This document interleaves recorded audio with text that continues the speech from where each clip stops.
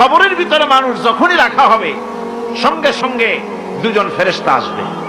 কবরের কাছে যারা এসেছিল দাফন হয়ে যাওয়ার পর এই লোকগুলি 40 কদম যেতে যতক্ষণ লাগে এর মধ্যেই দুজন ফেরেশতা এসে যাবে, এসে জিজ্ঞেস করবে মান রব্বুকা, তুমি কোন দল করতে?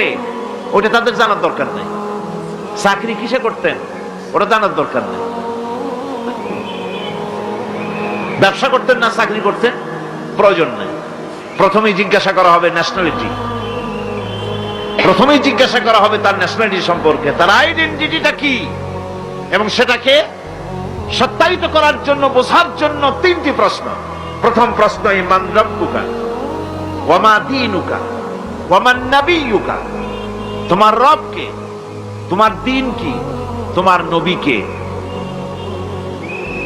যদি এই ব্যক্তি বেঈমান হয়, মুনাফিক হয়, সে বলবে হায় হাতা লা আদরি, হায় হাতা লা আদরি, জানি না আমার রবকে, আমি জানি না। তোমার দিন কি, দিন কারে কয় বুঝি না। এরপরে আল্লাহর নবী জনাবে মুহাম্মদ রাসূলুল্লাহ সাল্লাল্লাহু আলাইহি ওয়াসাল্লামকে দেখানো হবে, বলা হবে মা কুনতা তাকুলু ফি হাদার রাজুল, এই ব্যক্তি সম্পর্কে তোমার ধারণা কি নিকে? বলবে আমি চিনি না। নাউযুবিল্লাহ। বাস, এরপরে তার যা হবার তাই শুরু হয়ে যাবে।